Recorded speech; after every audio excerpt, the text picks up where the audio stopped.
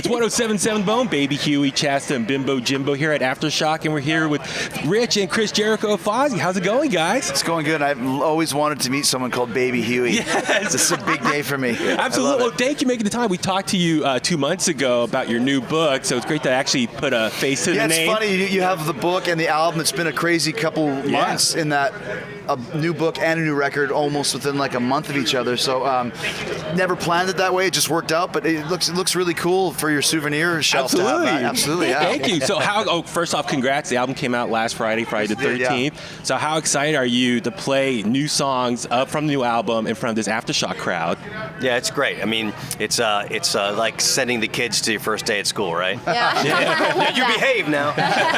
When you do a new record too, you always think, okay, this one's going to be really good live. Yeah. Mm-hmm. And there's some songs that work live, some songs don't work as well, but you got to go through that process to play them dozens of times, even 100 times. There's songs that we just dropped now that we've been playing for 10 years. Mm-hmm. And sometimes you don't want to drop a song, but other times you know, okay, it's time for this one to go, especially with Judas, because the songs are so much fun and so much, I don't know, more advanced it seems than some of our past songs. That almost playing those ones, they don't fit anymore, some of the older ones. Yeah, it reveals like a song that you think is great, and once you feel it in the set with the new material, and you like, look, you're not as pretty as I thought you were.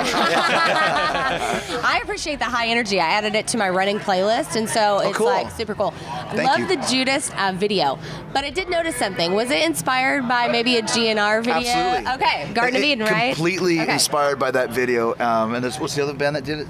Sick of It All. Sick of It All. Okay. Yeah. They did their version. He found it through Sick of It All. I was like, well, that's Garden of Eden. So Right. he brought it to the table, and I was like, well, we've seen this before, so we wanted to do a modern version of that.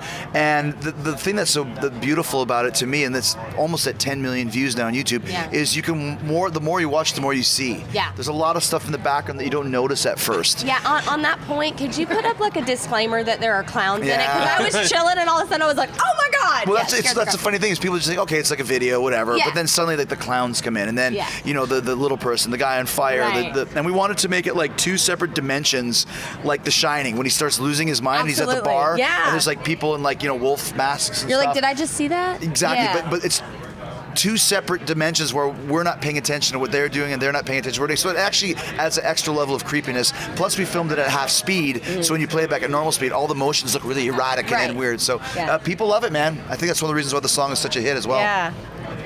Hit it. Oh, Hit it. yeah. Oh, I forgot we're sharing mine. Well, Chris, I have to ask you about your book, No is a Four-Letter Word. It's a great book, and it's really helped sort of reorient myself as far as staying motivated in the broadcasting industry. But in the chapter, I believe it's the Viv Savage principle, you tell a great story about sharing a bathroom stall with somebody. I was just wondering if you could get a Reader's Digest version of that. Yeah, basically, I went into the bathroom at the Rock and Roll Hall of Fame, and they cleared the bathroom because Yoko Ono was coming in, and everyone left except for me, and I was standing there by myself, and I was like, screw it. I went into the middle stall and crouched on the toilet lid like you would see like in a slasher movie when Jason's coming in. I don't know why. I had a couple cocktails, but it just seemed like a good idea at the time, and she came in with her friend, and I was like, she went to one side and friend went to the other, and I listened to Yoko Ono pee.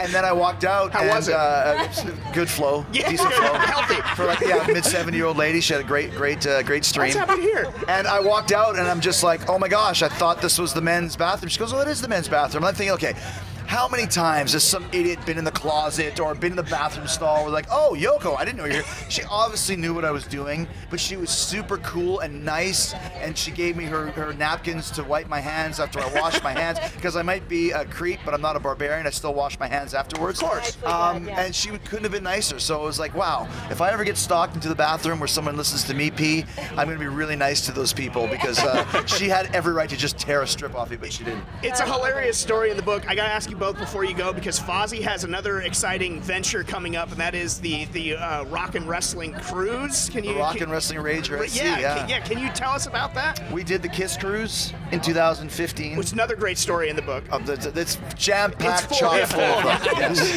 Yes. but we as soon as I got off the boat, I said I can do this. A rock and wrestling cruise, what I'm known for, and that's what we're doing. So Fozzie's headlining the rock and roll side with King and Phil Campbell, the Bastard Sons, and then the wrestling side we have Ring of Honor coming in to do a Sea of Honor tournament on the ship in the middle of the ocean, which has never been done before. Once that's again, crazy. We've been doing a lot of stuff that's never been done before, but that's the way to really make it. You got to do stuff that no one's done, and it's a risk.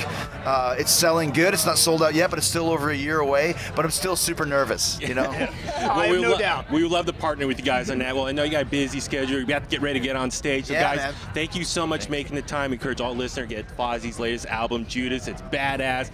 And thank you everything you've done, Chris, for wrestling. We've been big fans. If Seriously. Baby Huey says go buy it, you better go buy it, man. Absolutely. This guy's huge, man. Thank you, Chris, so much. Thanks, guys. Appreciate you guys.